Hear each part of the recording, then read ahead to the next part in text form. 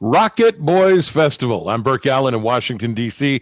Lots of fun events happening today. We're going to kick things off with a writer's workshop. And then at noon today, we're going to talk about Homer's dual passions of rocketry and dinosaur hunting, which is pretty different things to get into. And later this afternoon, we're going to talk about NASA and engineering with some folks from the NASA Skunk Works and also Goddard Space Flight Center, as well as Homer. But to get things started in our writer's workshop today, we want to welcome in, first of all, to make sure that everybody is there, from Rocket City, USA, Homer Hickam. Are you there? Hey, good morning, Burke. Yes, I'm here. Very good. And also joining us, award-winning author Don Stansberry. Hi, Don. Can you hear us? I can hear you just fine. Thanks for having me. And graphic novelist and new children's book author Danny Boyd in Charleston. Danny, are you there? I'm there. Wakanda forever. Wakanda. And see, he gets the plug in right off the bat. Marketing is an important part of being an author. Gentlemen, thank you for joining us this morning. Let's talk, Homer, first of all, about the craft of writing and how you do what you do. This is your 18th book, I believe. It was the last one that was released, along with some short stories. What is your method in terms of the actual blocking and tackling? Do you get up in the morning and write first thing in the morning? Do you sit down and do you write till you get a certain word count? Do you stay at the desk for a certain number of hours? Is it an inspiration thing? How do you actually do what you do? Well, I'd hate to see my hourly wage when it comes to writing, because I spend most of the day at my desk, it seems like, writing. And I think most professional writers end up doing that because we're either at the beginning of our manuscripts or we're going back and polishing and so on. It just takes a lot of time. So I get up in the morning and first we have to take care of our cats. We've got two diabetic cats, so I've got to make sure that they've eaten and gotten their shots. But after that, I'm right here in my loft. This is a loft that I'm in working. And I don't work with an outline. I generally have in mind a beginning and an end to whatever I'm working on. So I just know I got to fill in the middle. And so I like to have a deadline. I set a deadline on myself and when I'm going to finish the book. And I really work hard on it seems like the first chapter. First chapters are hard for me. My wife is always asking me, as the deadline approaches, sometimes it's a contractual deadline. What chapter are you on, Homer? And I'll say, I'm on chapter 1, but it's going to be a good one. So, no, it's, for me, what I recommend for new writers is to go ahead and write through it. Don't follow what I'm telling you. Go ahead and write through. Then go back and fix it, because generally the magic comes out in the rewrite, not the first draft. So you got if you get hung up, really do get hung up on those early chapters, you never can get out of them. So I've been a little bit facetious there. I do go ahead and get through the manuscript and then go back and work on it. If you're just joining us online on Facebook Live or on YouTube, where we're broadcasting live, this is our virtual Rocket Boys Festival presented by Theater West Virginia with a technical assist from our friends at Headline Books. And I do want to remind you that tomorrow we're going to have a cast reunion of the film Mine 9, along with the director and the producer, Eddie Mansour. And so if you haven't seen Mine 9 yet, you may want to check that out. It's available on Netflix right now. And it is the movie that is, I guess, best associated with the mining industry in Appalachia, second only to the movie October Sky, which is based on the book you see on the screen now, Rocket Boys by Homer Hickam, which is a New York Times #1 bestseller, now the most read book in public schools. It surpassed To Kill a Mockingbird by Harper Lee. But Homer, as we're doing a writer's workshop, and we have lots of writers and aspiring writers joining us, you told me once that you actually got through a couple of 100 pages of Rocket Boys, the original Rocket Boys, and threw it all away. Tell me about that decision, because that must have been a painful one. Yeah, it is. It was. But that's a very important thing to note to new writers, especially, is that don't be afraid to recognize that you put a lot of work into a book, but excuse me, but it's not working. So you need to start over. So what I did for Rocket Boys came kind of from an indirect way. I'd written a short article for Smithsonian Air and Space Magazine about the Big Creek Missile Agency, and it was very successful. So New York publishers started asking me if I was going to write a memoir, and I said, well, I am now.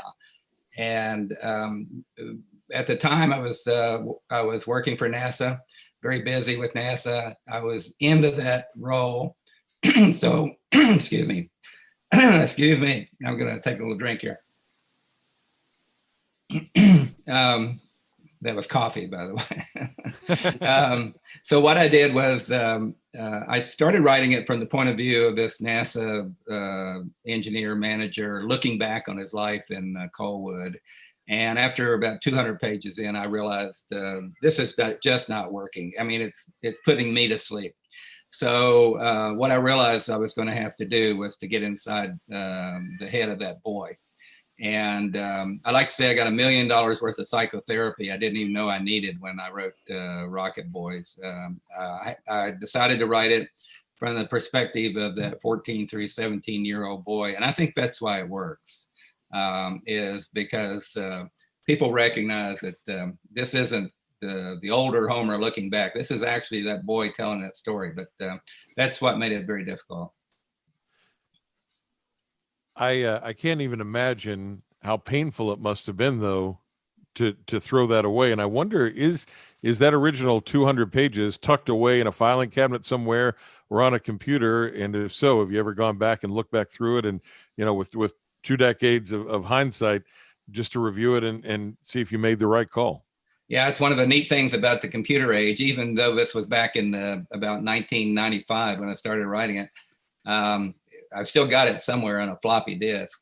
My guess is I wouldn't like it any better now than I did back then. So. Fair enough. It's our writer's workshop, part of the virtual Rocket Boys Festival. And our next guest author is my pal, Danny Boyd. He's not only a movie maker, he's made movies like Chillers and Strangest Dreams and Paradise Park. He also is an Emmy nominee and a graphic novelist. He has a new children's book that I guess Danny is about to be released or has just been released, The Adventures of Wandala. Of Wandala. Wandala. Yeah, Adventures of Wandala. And I think it's released. We'll have to ask Kathy, who's on here with us. We're pretty sure we have it already and it's platformed. So, yeah. So you've done, just looking at the screen and all these different, art forms, not only the movies, of course, which is where lots of folks may know you the best. Your movies were shown on national television and all over the world. You then did some very different kinds of writing with these graphic novels and a children's book. And I wonder, sort of a twist on the question that I asked Homer, how you create and how it all works for you. Are you one of those guys that the muse has to hit you, or are you one of those guys that treats it, very workmanlike, and you set your alarm in the morning and you sit down and you write until you get a certain amount done? I try to answer this as quickly as possible. No, I'm a screenwriter by trade. And when I discovered publishing and that I could get into it, I had all these unfinished movies, and then I discovered graphic novels and loved them. And so I had a backlog of things that I wanted to do and say. Same thing with The Adventures of Wandala. And again, thank you, Headline Books, Kathy and Ashley. And today, I just found out, Danny, today is the official release date of your new children's book. So congratulations. Thank you. Thank you. And thank you for, Burke, you put this together, man. So fastest publishing deal ever. But anyway, once I discovered that, I didn't have to just make movies and I could work in publishing in other ways, and starting with graphic novels and then working my way into prose, it was like anyone that knows me knows that more important than show business is my neighborhood and my neighbor kids and my garden club. We're in our 10th year here on Main Street Garden Club. And I have a cousin Judy in Richmond. She just loves books, and she would send my garden club kids new books every summer. So I would read one of them because, I'd give them out to the kids, and it was like, man, this stuff is good. And then I started thinking, I ought to put my money where my mouth is. This is, I'm looking right out the window there at my garden, and I'm thinking, that's what I need to write. And the quick ending of the story is with Wandala. This was a story that I would tell my girls, my girls, when they were very young, because I had a lot of international contracts I was doing, faraway places. And they would worry about me. And as most West Virginians, we tend to be isolationists for reasons, because of geography and for reasons to be suspicious. I wanted to let them know that, the world can be a really cool place out there, So I never thought it would be in book form. And then, I spent a month in Belize, and I kept the outline thinking, hey, I might want to work while I was there. And that's how it happened. And perfect timing with these horrible race relation situations going on right now. A story of, Kathy and I've talked about this, a story of inclusion and not hate and understanding and coming together. I mean, I know it's Kumbala stuff, but I'm all about it. It's a great message. Danny Boyd is one of our guest authors in the Writers Workshop today, and I have so many questions for you, because I find the way that you create really fascinating and really different. And one of the questions I have, and by the way, I should mention before I ask my question, if you, the viewer, have a question, then send it to us in the Facebook Live chat or on YouTube, and we'll ask our authors, Homer, Don, and Danny, those questions and pose them to them during our Writers Workshop. You work with illustrators from all over the world, Mm-hmm. and some of them don't even speak English. Right. And so I guess a two-part question: how do you find the right illustrator? Where do you actually go out and look online, or how do you find these folks? And if they don't speak the same language as you, how do you communicate your vision? And it's not the same illustrators. I look at all these different graphic novels and the children's book; it's different folks. So how do you do that? Dozens of illustrators, and I think only 2 of my illustrators came from the U.S. And that wasn't my idea. I naively thought, God, West Virginia has an abundance of artists. Well, they do, but not illustrators, and it's hard work. But I just, I had some friends in the business, and they turned me on to a website. And I started going through the websites and reaching out to people, and I found a couple of people that I've really liked. But like, for example, Carbon is in Brazil, Eddie Geddes, and he's awesome. But the studio there translates the work. Pekka in Serbia, he can function with English. So we did okay. The hardest thing for him was getting him to understand baseball. Wow. It's really like a form, which is over. We got through the World Series somehow. Hallelujah. And Kathy and I have just fallen in love with Hector Mexia, our illustrator in Mexico.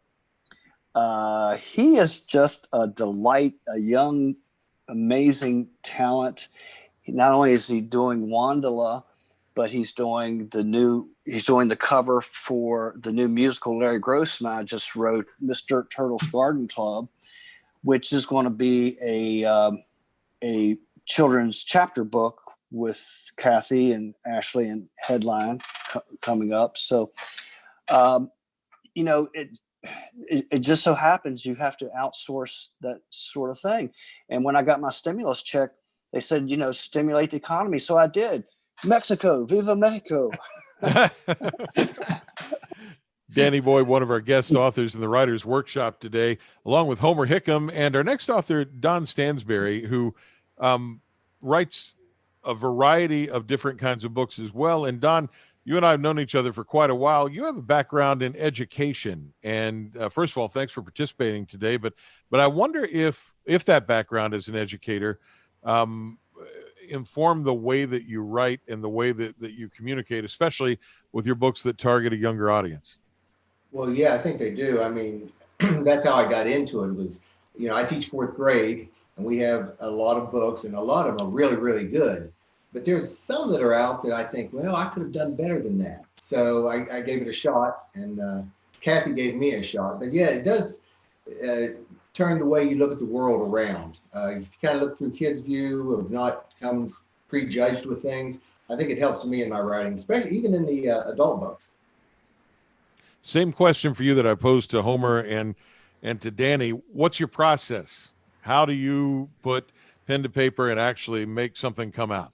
That's kind of a tough one, but because I am still teaching, it's hard to find time. I mean, weekends, late at night, sometimes after you're with a room full of fourth graders all day, even though I love them, it's hard to come home and have energy to write for a couple hours.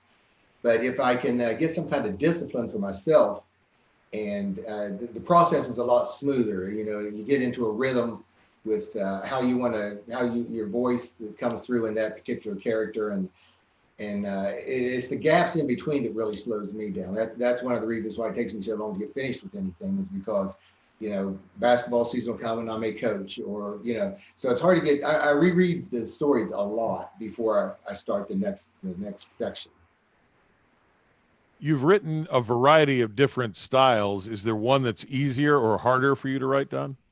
Well, the Secret Blood had a lot of back and forth with, race kind of with guys. Basically, that's the guys I grew up with. So, that was kind of easier once I got each of their personalities down, and I could picture people in my life that they kind of kidded each other and would get into situations with. This is our writer's workshop with Homer Hickam, Don Stansberry, and Danny Boyd. Danny, next question for you. We're talking to the guys that put together the movie Mine 9 tomorrow, the director and producer, along with some of the cast members. As a guy who has a film background, what's the biggest difference that you've seen in movie making and book writing? Because they're two very different disciplines. Oh my God, it's just so liberating. I became a screenwriter because I wanted to make movies, and I imagined that my ideas were so wonderful that it would be easy to get writers. No, it wasn't. So I had to learn how to write. And then when I was realized that, well, no, it's really not about the medium anymore. It's about the message, and it's just so much easier. And I sit right here and do my work instead of having 50 people and tens of thousands of dollars and hassles. And, it's just for me, it's totally liberating. I'm so glad I had my movie career, 30 some movies, but enough. My clock is ticking, and I've got stories I need to tell, and I can't do it in that form. We have somebody with a totally different discipline who's co-written a hopefully Broadway-bound musical, Rocket Boys the musical. Carl Anthony Trayman. Oh yeah, is with us now. Hey, Kat, how are you? Hey, I'm awesome. It is such an honor to be here with you guys. I love this. This is fantastic. It's all the things that I think that I never get to actually articulate to anybody. So it's very insightful. Well, let me ask you a question that we volleyed around to the other guys, and that is your way of creating. When you sit down to do something, and you have a slightly different discipline when you write musicals. You have to write the dialogue in between the songs. What's the process for you? This is a writer's workshop, so how do you do it? Is it an inspirational muse? Do you treat it very workmanlike and in a regimented way and then polish it? How do you actually do what you do? Absolutely not. So what Homer said about the second draft is very interesting, because what happens with me is I walk around after, I think the musical's done. I walk around and I get these flashes, right? And oh my gosh, that would be amazing. So I sit down and I incorporate it, and you start incorporating it, and then there's a domino effect. The things immediately prior and post that moment immediately change. And then sometimes it changes something at the end. So you have to move something back and you say, wait a minute, this would be, and it inspires yet another thought, and it's a cascade. And then you leave it and you walk away and you come back with another like flash of inspiration. So I don't know where those flashes come from with me, but for better or for worse, sometimes you make things worse. But it's just, especially with Homer's book. I mean, Rocket Boys, come on. One thing I always say about, I don't care if it's a story about mining or rockets or science in Homer's case, or if it's a story, it's a sci-fi movie or book or anything. It's always about the relationships. And if it doesn't have good relationships in it, I'm sorry, it's people don't even realize that's why they love films and books. It's about the relationships. And I've been running some kids workshops recently during COVID, when we have no Broadway shows to produce right now. Right. And that's always the question. It's like, why in all of these improv sessions, why are we always doing something about either mother, son, or wife and husband? And I always say the same thing. That is what makes the world go round. That's what people care about. Because we're humans, we're not robots. And that's why we're put on this world. When I saw the very first run throughs of Rocket Boys, the musical, it was so much longer. And then with each successive viewing in each different city, you shortened it down. Is that very much part of the way that when you're writing a Broadway bound musical, that it goes, you start long and then you narrow down the dialogue and you cut songs and you cut words? And if so, that seems like that would be very, very difficult, because I'm sure you're very emotionally invested in part of that dialogue or part of those songs. Oh my gosh, completely. And I'm sure Danny can speak to this too, but you get married to so many different, I mean, these are your children, right? And then all of a sudden you have to let it go, because and Homer helped a lot with this. We collaborated to try to just get it to where the most important information was told. You can't tell everything. And especially in his book, which books, you have a little bit of an advantage because you're not as constrained by a page count. I don't think. I'm a novice with that. But with musical theater, oh man, people don't want to sit in a seat for more than 2.5 hours. So you got to really keep it tight. And it's sometimes it's traumatic. Homer, you and I have worked together for a couple of decades now, which is amazing to begin with. But I know down through the years, you were approached by a whole bunch of different people to do a musical adaptation of Rocket Boys. And I wonder why you selected Carl and his team to bring your story to life as a musical. Yeah, actually, what happened was the Tremans. It's Kat and Dan Treman, and also Diana Belkowski. They're all siblings. And by the way, we're kind of dedicating the whole festival, not kind of, but we're dedicating the whole festival to the Tremans' mom, Anne, who has been fighting some health issues lately, and we love her, and we just wish her the best, and we know everything's going to be okay. But, Thank you so much. I had received queries from a number of Broadway producers and others who wanted to adapt Rocket Boys to the stage. I just thought to myself, if anybody ever going to do it, I'll do it. But I knew I'd never get time to do it. But Kat was smart enough to send me a CD with the music on it, and I almost threw it away, but I popped it in the CD player, and lo and behold, I loved it. It was absolutely, it's like, okay, they got it. So we got on the phone and we started that whole process. And again, the Treman family is well known on Broadway. They have a great reputation, and Thank you, so it was I felt like, and once I met him, it's just like we just had so much fun working on the show. As Kat said, we sat around actually my dining room table here here in Huntsville, and that was a lot. I think that's the most fun I've had in a long, long time, was just to go through that show and throw out ideas and go, this and that and this and that, and it really, really worked. I had never really worked with other people when I was in the creative process. I was always alone, sitting in my office, and everything was coming out of my head. To all of a sudden having all these different voices, it was dynamic, and it was just it really worked. And if I could just add, well, first of all, Homer, one of the greatest moments I remember is working with you on the musical in Colwood, West Virginia, McDowell County. I don't know of many people who've collaborated on musicals in McDowell County, much less Colwood, but that was an amazing experience and indelible. But Dan and Diana, though, people who created the incredible music in Rocket Boys, I have to say, it's not easy. Right, Danny? It's not easy to capture emotion through music to sufficiently support the story that Homer's telling.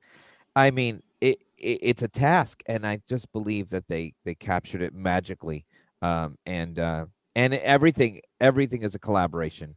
You don't just, the script writer doesn't just work on that. He works on the music. The music writers don't just work on that. They work on the script.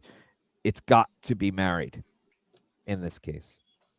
It's the virtual Rocket Boys Festival. Wherever you're watching from today, all over the country, all over the world, on Facebook Live or on YouTube, we're making you all and deputizing you all as honorary West Virginians today. We've got Carl Anthony Trayman joining us from Metro New York City, but he's been in West Virginia so much. He's told a West Virginia story with Rocket Boys, the musical.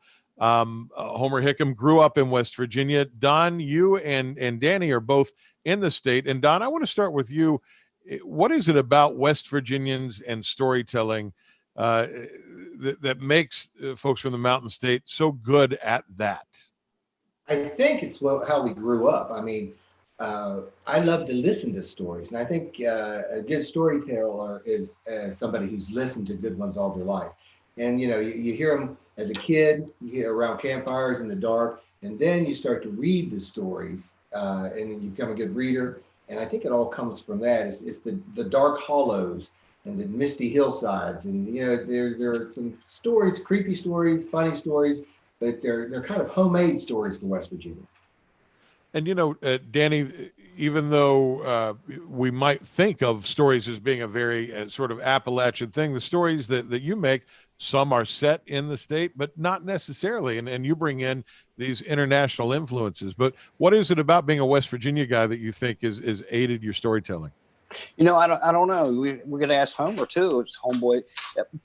Well, like Don said, we're listeners before we're talkers. There's nothing I enjoy more than hearing good stories, and that's why I love the people, this group that we have.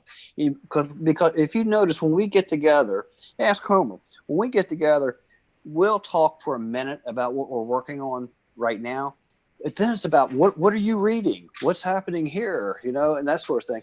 But also when I taught in Tanzania, I thought that we were so unique with the Appalachian oral tradition, but I found out, no, centuries ago, there was the African oral tradition, and the two were very similar. So my long answer to your short question is, I don't know, man. We just dig it.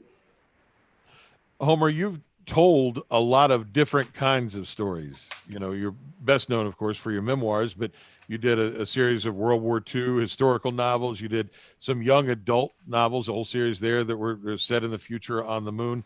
I'm sure that you've down the road at some point been told by your different publishers, don't do that. Stick to what you're known for. But there's something inside you that wants to tell a lot of different stories. And there's some of your book covers up on the screen right now that completely varied. There's the book you wrote about dinosaur hunting, and there's a romance novel, Red Helmet. Lots of different stories inside you. Yeah, I'm kind of a publisher's nightmare. The New York publishers especially would have preferred that I just wrote Rocket Boys over and over and over again in a different guise, and I just couldn't do that. I had so many other stories that I wanted to tell, and Danny and Don and Kat all kind of hit upon. I think the secret for good writing, no matter what genre you're working in, and that is that what people are really interested in is other people, and new writers need to be aware of that. It's not the flowery language in between the characters; it's the characters themselves that make a piece really work. I think one of the advantages of being from a place like West Virginia, or the South, or Montana, or these states that have these small towns, is that we grew up knowing characters. I think every character in Coalwood was a character, and that there were aspects about their character that made it perhaps a little bit easy to define them with a few words, and then tell their story and have them interact and so on. So that's one of the things that when I've held writers workshops and talked to new writers and so on, is to be aware of what people are really interested in. It's not necessarily the story, although certainly the story and the plot and all that's very important. Ultimately, it's the characters. And if you're not invested in the characters, you don't care about the characters, you're not going to turn the page to see what happens. So you really have to work hard to bring out those aspects of the different characters and make them interesting. I've got a question that has come in from one of our viewers today, and I'll pose it to each of you. And we'll start, Homer, with you. And it's a two-part question. How do you get honest feedback on your work? And how do you handle criticism? Honest feedback is difficult to get. Hopefully you can be your own worst critic, and I tend to be. You have to let your writing get cold. It depends on who you are, how long that takes. For me, just a couple hours, and I can go back and say, "Oh, this is awful," and I'll fix it. But I mean, you can ask your family and friends, but they'll all tell you that it's wonderful. So I'm not so sure if that's helpful. One of the things I did with Rocket Boys, because I knew it was so important to the rest of my career, was I actually went out and hired a English professor here at the local university who I didn't know, and asked or had them review it and give me a really honest appraisal. I mean, I wanted them to be brutal, and she loved it. But there were aspects that she saw that I needed to work on, so that was good. And in terms of taking criticism, you've got to be willing to do that. That's a writer's lot, just like any of the creative industries, being an actor and so on. If you can't take criticism, then don't get anything on the printed page and put it out there. It's your baby out there, and a lot of people are not going to like your baby. But sometimes that's a good thing. With the latest book of mine called Carrying Albert Home, I've had a lot of feedback from readers, especially my wonderful women readers, who say, "I loved your book, Homer, but I did not like Elsie, that character. I just didn't like her." And I turned the page to see, hopefully she was going to get her comeuppance, and she never did. So I felt like that was a successful little bit of writing there. Yeah, I guess if there's no reaction and it's just crickets, then you've done something wrong. So even that sort of feedback, I don't like that character, is probably a good thing. Yeah, I think it's a good thing. Danny, I know that you and Carl have both worked in musical theater. Your movie Paradise Park was turned into musical theater, and in theater, and I've been there for both of your productions. The actors, the cast, receive notes at the end of each performance. But as a writer, you write and then you put it out there. So same question we asked Homer: how do you get honest feedback that's not your buddies giving you attaboys? And when you do get criticism, how do you not internalize that? How do you handle the criticism? Well, firstly, hi, Kat. What a nice surprise to join us. And I'm learning from Kat. I mean, I'm new to this. Honest feedback is you pay for it. Look at our literary community. They're all my friends, but I don't ask it for free. I pay them very little, but I pay them something. So they've got skin in the game. So that's how I do it. But I'm to the point now where I'm just going to do what I want to do anyway. With Wandala, I sent the manuscript to two people, you, Burke Allen, and Mark Harshman. And I said, do you think this is publishable? And you both said, yeah. So, that was all the feedback. As far as criticism goes, like Homer says, it's my baby, but I can quickly divorce my baby, or it becomes an enterprise for me. Now, when I'm writing, and I just truly love Wandala, and I love Miss Dirt Turtle, and I love these characters, but it just becomes a thing there. It's a business, and I just don't. Now, there was a time in my career where it really bothered me, like that damn Gilbert Godfrey when they did one of my movies on USA Network. He was so cruel. I still want to run into him. But at a certain point, it is what it is. Because we're two things ahead before it's out. Don Stansberry, how do you get honest feedback, and how do you handle criticism? And I think your vantage point be really interesting for the folks who are watching, who are aspiring writers, again, because of your education background. You have to gently give criticism to kids every day to help move them along. How do you handle that criticism? But also, how do you get good, honest feedback on your work? Well, first thing, it's hard for me to think of myself as a writer, really, because, I hold these guys that I'm on here with to such high esteem. And by the way, the dinosaur book was my favorite book of the summer, too. So I know Kathy always wants me to put my books behind me, but I thought I'd put the dinosaur book behind me. But I get feedback from Kathy. We've known each other long enough that she just, she's pretty blunt with a lot of Kathy's things. your publisher. Yes, for Headline Books, and and I appreciate it. Again, I know if I have a kid's book at school and I read it, fourth graders are brutal. They will let you know if all of a sudden kids are looking at their desk, they're looking around. They'll let you know. Now, also, too, from Marshall University, had a literary professor, read Secret Blood. And at the end, she said, Jesus would not tell God that he's staying or what to do, what he's doing. So I changed the whole ending of that because of what she said. So I take everybody. I mean, I'm not confident enough really to not listen to anybody. So anything, but I coached high school basketball for 20 years, so my skin's pretty thick. Now, see, that's got to be completely different than Carl Trayman. You Broadway types, you're well known for emotional meltdowns and diva-like behavior. So what do you do, Kat? You just described me perfectly. Exactly.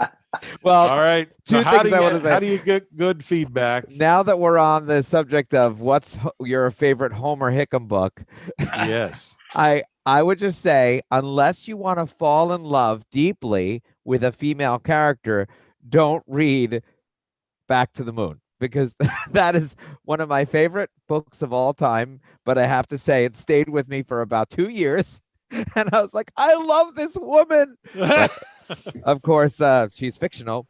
Thanks a lot, Homer. But Danny and Don, I have to say, you say you learn, like Danny said, he learns from me. I learn from you, Danny. I learn from everybody so much. I'm always amazed at how much I don't know. It always shocks me. I always kind of feel like I'm faking it, but fake it till you make it, right? So you do as best as you can. Now, as far as feedback, we were fortunate because Rocket Boys the musical won 2 very major awards: ASCAP, the ASCAP Disney Musical Theater Award in New York, and with that came a symposium and a workshop where they would assemble an entire panel of Broadway very esteemed Broadway writers and producers like Steven Schwartz, Lynn Ahrens, and Tom Schumacher, head of Disney. And they all gave us direct, very blunt feedback. Thank goodness it was very, very positive. But thanks to Homer and Dan and Diana. But A&MT in California did the same thing. Now ASCAP was for the music and A&MT was more for the book. So we knew right there, we're winning awards both for the music and the book. There's got to be something here. And so we forged ahead, and that's how it all happened. We didn't, my mom is Elsie, Homer. And she is, you say, well, your friends and family are very yes men. She is the biggest critic you will ever meet, and she is as blunt can be. So if I ever want a true assessment, I ask my mom. I love that. And I've got a follow-up question on Back to the Moon, the book that you just mentioned of Homer's. But before I do, we've teased you a little bit about Broadway. Broadway is shut down officially until June of next year. What are folks in your world, in that whole industry, what are they doing? How is that all playing out? Because I think in the rest of the country, we don't realize how difficult it is. It's not just the actors on stage. It's hundreds of thousands of behind-the-scenes folks. So what's happening up there? If you guys walk through New York City right now, you would see it is a ghost town. I mean, the residents are still thriving, and they're still there, and they're still making the machinery of it work, because it's about the people in New York. But Broadway, this is the first time that the lights have been shut. There have been other Broadway shutdowns here, for a week or 2 weeks. They never shut the lights. All the lights are pitch black. So you walk down these Broadway streets and it's just shocking. So all of these poor performers and tech people, and of course, thank you, producers, don't. In fact, my show Be More Chill had just opened in London after opening in New York. So I almost couldn't get back from London because it was in March. But so that's shuttered too. So what are we doing? We're doing everything online, and as you can't, with Zoom at least, or any of these platforms, you cannot sing together, you cannot perform together because the audio latency is so high. So I'm proud to say I have a provisional patent that I worked into a process of performing online using multiple different softwares talking to each other and hardware. We did School of Rock online successfully. That was the prototype. And so now I applied and got the provisional patent, and now we're going to do Newsies online. And everybody's not only going to be singing together, they're going to be dancing together in sync. From different locations. That's amazing. Every single person, 46 people in different locations. Oh, Wow. So that's awesome. please, Good God. That's When fantastic. are you going public with that, Kat? I'd like to invest in that technology. Mhm. Here, here. Well, I don't know. Your cat's involved. I don't know if you want to invest. Homer, Carl mentioned that he loved the book Back to the Moon.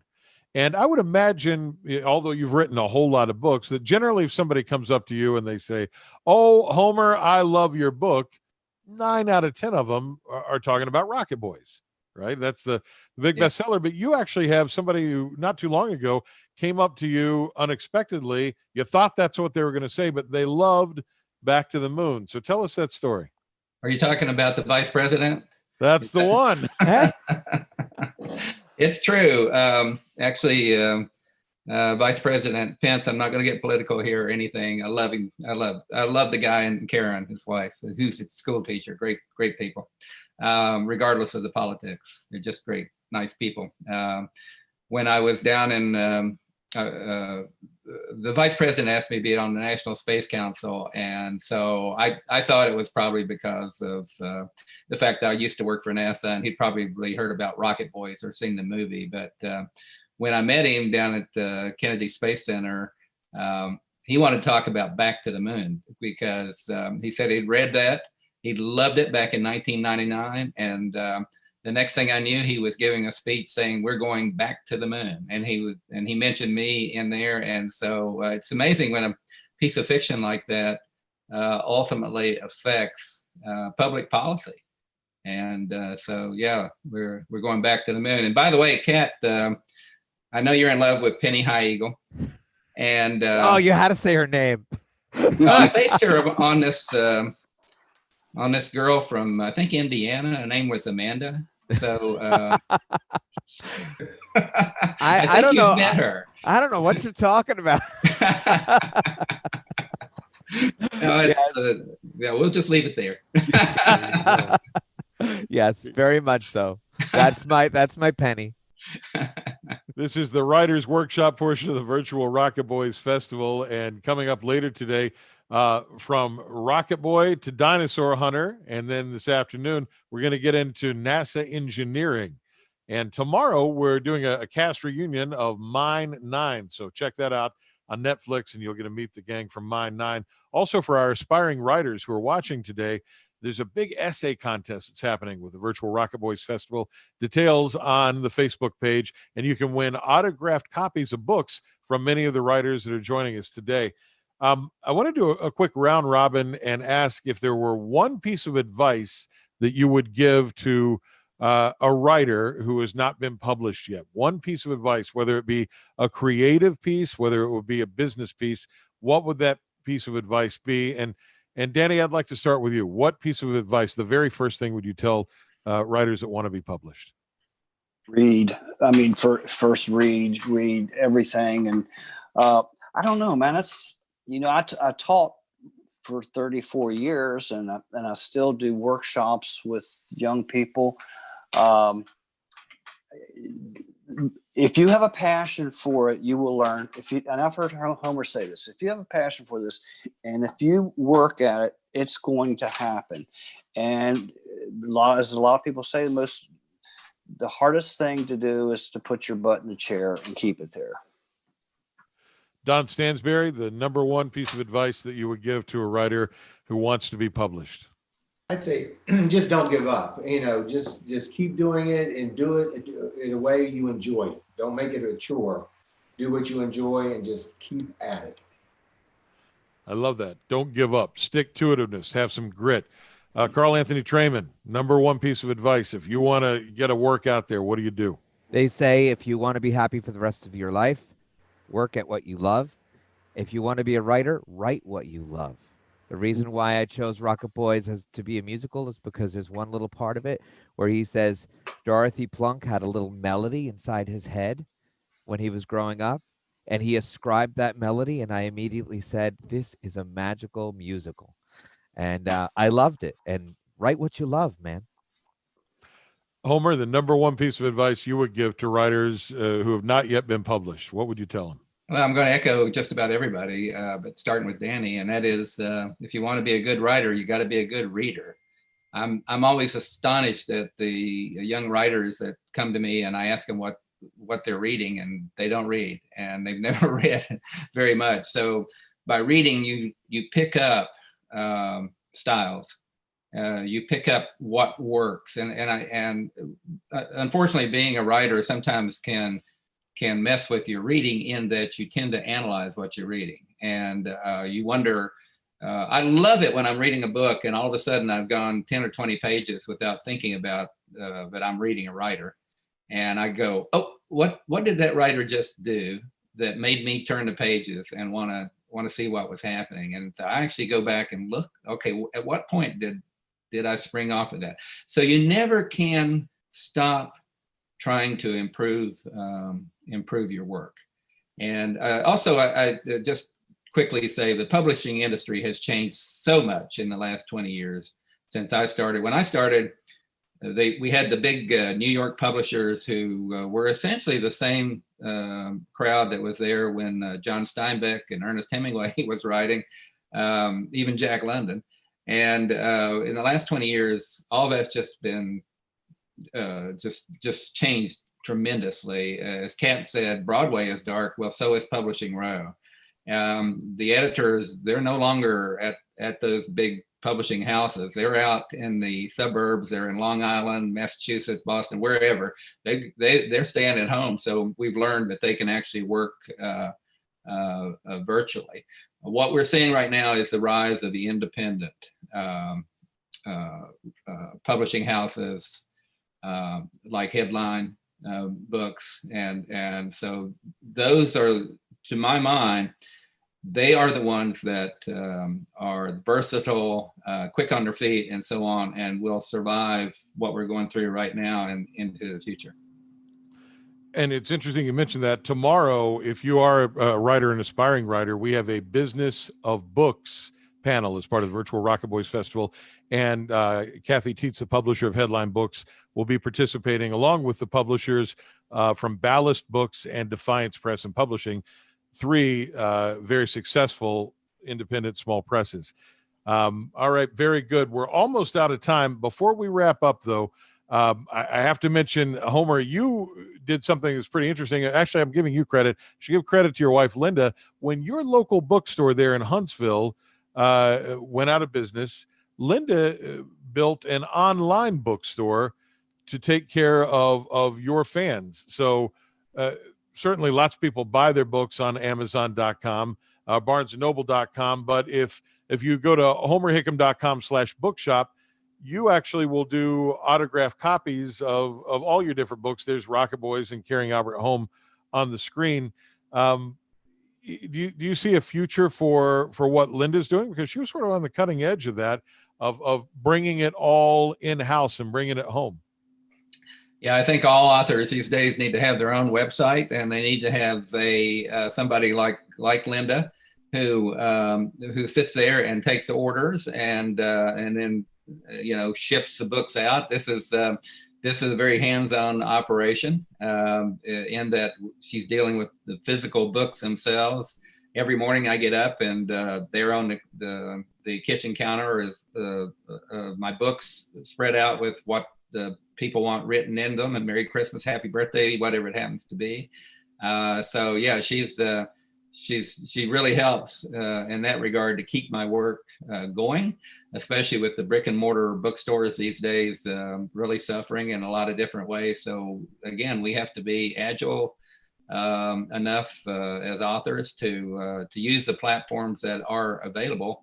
And a little online bookstore that's dedicated to my books is just what I needed. And so that's very, very helpful. And I recommend that all authors have some access to a platform, an online platform that allows them to actually, since we can't go out too much on book tours anymore, that was going out even before the COVID.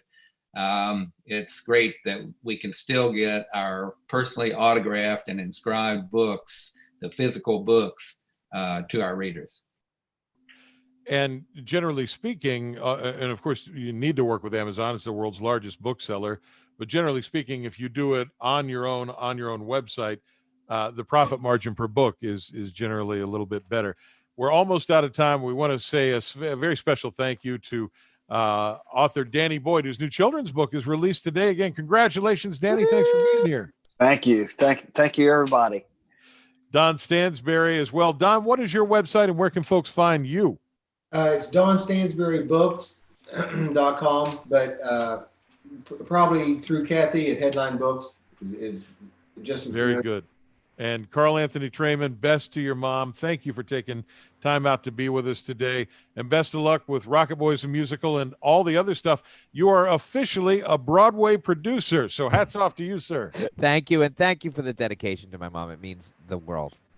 Thank you. You're very welcome. Homer Hickam will be with us on the next panel where we go from Rocket Boy to Dinosaur Hunter. That's at noon Eastern today. Lots of exciting stuff still to come in the virtual Rocket Boys Festival. I'm Burke Allen. Thank you so much for watching. Bye, everybody.